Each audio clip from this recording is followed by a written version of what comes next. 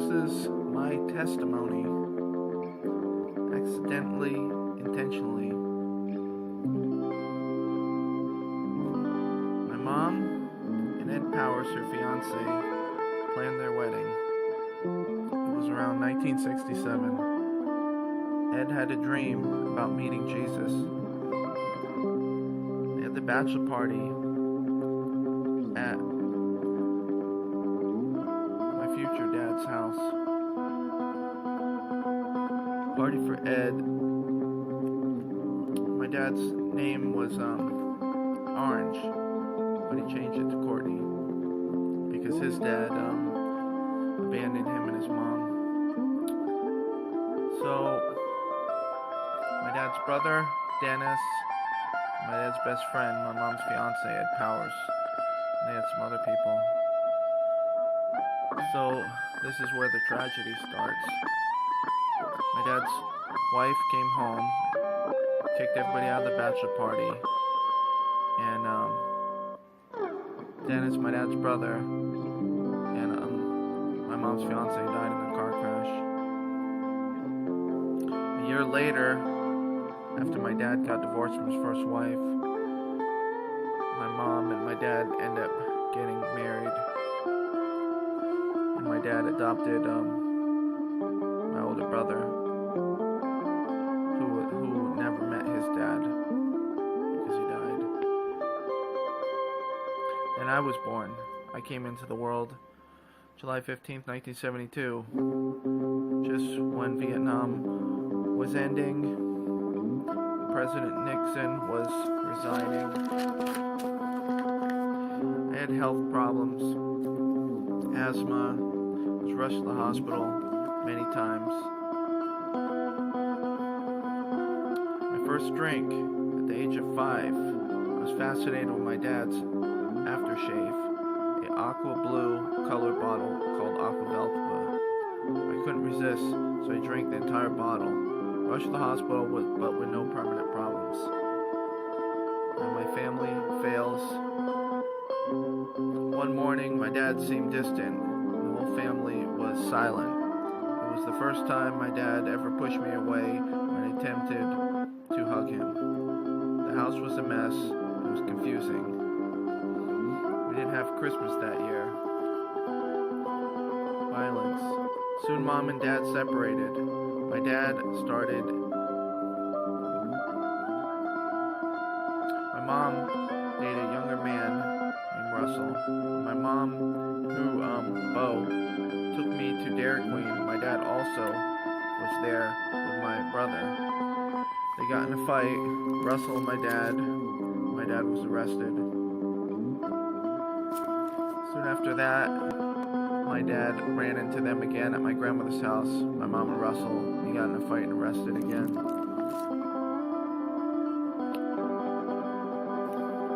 Root of pain. At first, my dad and brother moved to California, so my dad could avoid getting arrested. He took a job at Vallejo, California, at Mare Island. It was a federal job working on submarines. Root of pain. The loneliness and hurt sank and settled deep like a ship, once a pleasant passage to only sit abandoned at the bottom of the sea. Russell, the new man in my mom's life, who replaced my dad, was very mean, arrogant, pompous, always acting like Archie Bunker, putting me down and my mom with wisecracks, insults, and then laughing. My first prayer. I prayed that Russell would get run over by a truck. That didn't happen. I knew that wasn't something to pray about. First, repentance.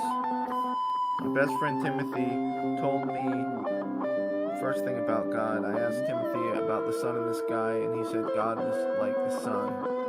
He said if you ever cussed at God, you'd go to hell. Once he told that to me, I actually took out on God my anger for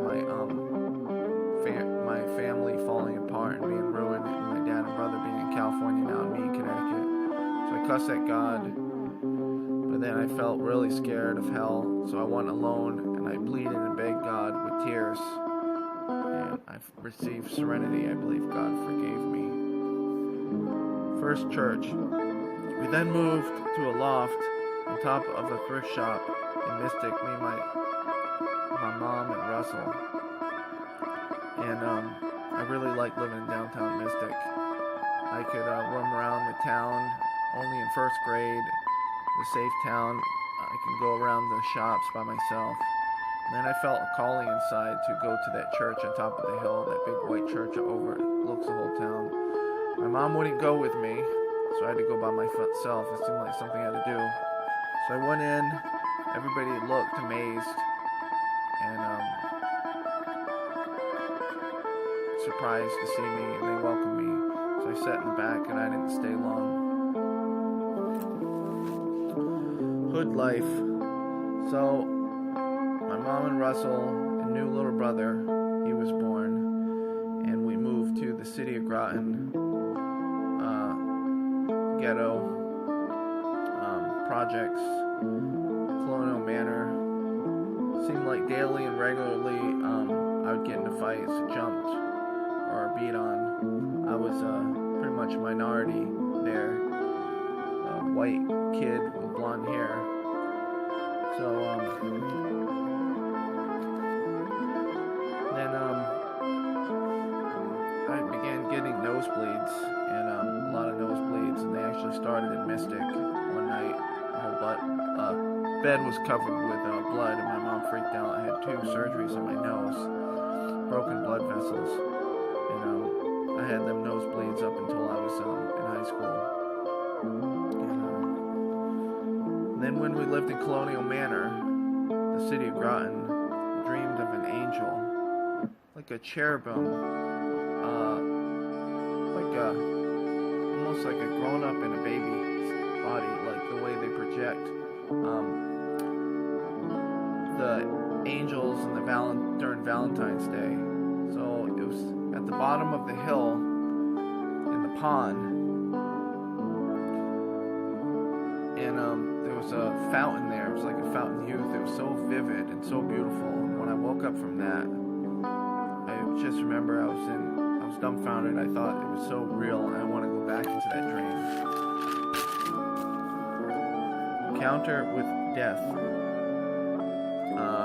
That one of those winters after we moved there, I was with friends and we were walking on that pond that I dreamt about on the ice, and I had a stick in my hand. I was acting like I was on some expedition in Africa, and I was going hunga bunga, and the ice broke, and I fell under the ice. I didn't know how to swim. The water was below freezing because it was salt water, so if it froze, it must have been cold. It was terrifying when I saw the whole ocean and sea life under that pond. I was so terrified. Miraculously, I didn't drown or freeze to death. My friends pulled me out, but they really annoyed me because they were laughing about it. But I was more thankful to be alive than mad. Now I reach age 11. My mom finally lets me move to California with my dad and brother. I thought that was the answer to get away from Russell. But it wasn't, because I was heartbroken. I missed my mom, and my brother started beating me up regularly. And I had my first encounter that summer after I finished 4th grade of getting high. My dad had a marijuana cookie in the refrigerator, and he was on the phone, and I had a sweet tooth. My brother asked him, "Oh, Dad, can you have the cookie?" My dad was distracted, so I ate the cookie, and then we went grocery shopping, and then it hit me. I was laughing like crazy. I was just like out of my mind. And my dad was like, "What's wrong with him?" And my brother like couldn't start laughing. So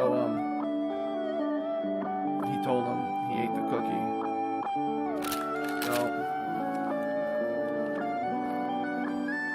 So sometime later, I moved back. I dropped out of school. I cut pretty much my whole 10th year because I was scared. Some girl in high school asked for help for a project, and she yelled at me. So I called her a cuss word, and she said I had my death wish. Now she dated an older guy that supposedly knew black belt that was out of high school, so I was scared, and I started cutting class every day because I didn't want to see her. So I pretty much cut all 10th grade, and my dad finally found out, and he shipped me back to my mom. And then during that time, I stood up to Russell, and he moved out. I don't know if it was because of me, it was probably just coincidence, but I actually had courage to stand up to him. He moved out, and I lived with my mom, my grandmother, our friends Mildred and Raymond, and my little brother in the trailer park. So I really liked it there in that trailer park. We were like trailer trash, but I really liked it, and I started drinking regularly. And then I met Louie, my cousin Louie. That we started hanging out regularly when I turned 18. I started getting arrested a lot for trying to buy alcohol, and it was crazy. It was just like nothing to do but just drink and drive around the car all night and listen to wild music. But so then one night we were living now in Quantic Bridge. I was living with my grandmother, and I felt emptier than I ever felt in my life. It was such a hollow, shallow emptiness, and I had contemplated thoughts of suicide before most of my life, but this time I decided I was going to do it. And I heard a voice, thought it was mine, but it was the devil. I come to realize later, it said, "Kill yourself, your life won't get any worse. It will actually, some people will miss you, but staying alive, you're just breaking your family's heart." So I actually had the courage, and I was going to kill myself that night and go on the railroad tracks between Quantic Bridge and Bluff Point and drink a bottle of tequila all the way down where hopefully I'd pass out, and then I'd lay on the railroad tracks and the train would run me over. That was June 21st, 1993, around 7 o'clock. Then I heard "Surrender," and it just seemed like the most sweetest, quietest, distant. The sound of that surrender was like water on my desert of a soul. I heard it again. I heard it a third time. And then I looked up, and I saw what I'd never seen before. And I thought of maybe seeing things. Was a tapestry on my bedroom wall of Jesus, the sheep. He was holding one little sheep. And we weren't religious. My family never told me about God or taught me about God, but they must have picked it up at a yard sale. My grandmother, just hoping my life would change from drinking and getting wild. So I said, I think there's a God.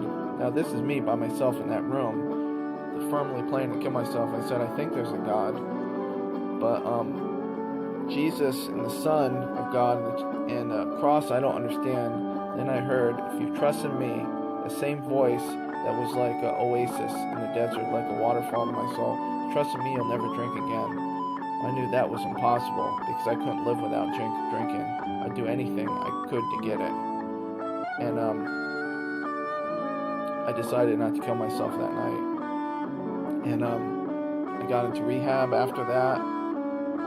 9 months later, coming out of AA meeting, this guy was giving me a ride home. He asked me since I was searching for God, he said, if not now, what day are you waiting for? So I said, okay.